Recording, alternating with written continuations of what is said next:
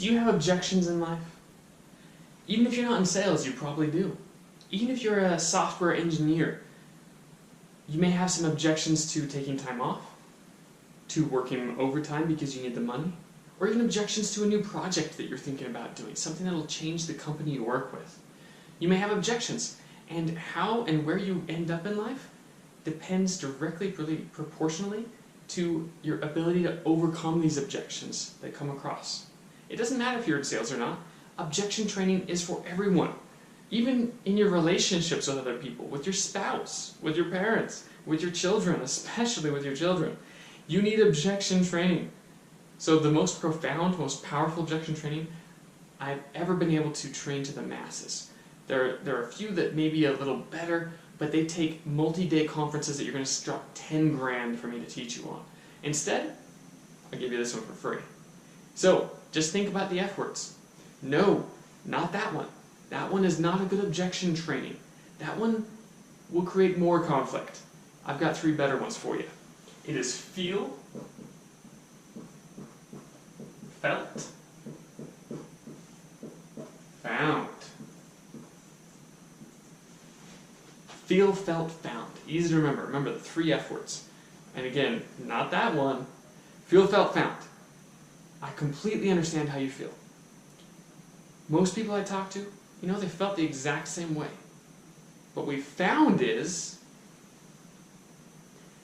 there's a strategy and a psychological process that happens when you do this properly. And after practicing a little bit, you don't use the words feel, felt, and found. They're just an easy tool, an acronym as it were, to be able to remember how to handle objections when they come up, especially if it's something you really care about. If you really care about it, you get emotional, you get tense, and you forget what you're going to say, and you don't get that thing you care about. But if you can stay calm and remember feel, felt, found, you have a shot. So let's talk about the psychological process here really quick. Feel, empathy. You're being empathetic. You're understanding how they feel. And guess what? That wall that they're bringing up against whatever you're trying to sell them on, whatever you're trying to convince them on, starts to go down. It's like, oh, you understand how I feel? Good. They think that they're convincing you. But they're not, because you've had objection training with Benjamin Russell. The next one, felt. You are rationalizing. You're rationalizing their objection. So now you're saying that, yeah, a lot of my friends have felt the exact same way. My buddy Dave said the exact same thing. Or, to keep it generic, if it's on a sales phone call, hypothetically, most people we talk to, they felt the exact same way as you.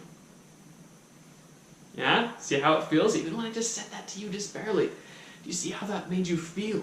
You're rationalizing and convincing them even further that, okay, yeah, I'm right. Other people have felt the exact same way. Now's the last piece. You have to tell them what you found. And this is a creative one. There's not really a set way of saying it, because it depends on what the original objection is. If you have a major objection in your life that you want to overcome, if I have time, I'd love to help you out with it. Shoot me a message, and I'll shoot you a feel, felt, found way to overcome it. Otherwise, leave it in the comments and we'll see what we can do. Found. What I found is, whatever it is that's going to help you to overcome that objection, keep it short, keep it simple.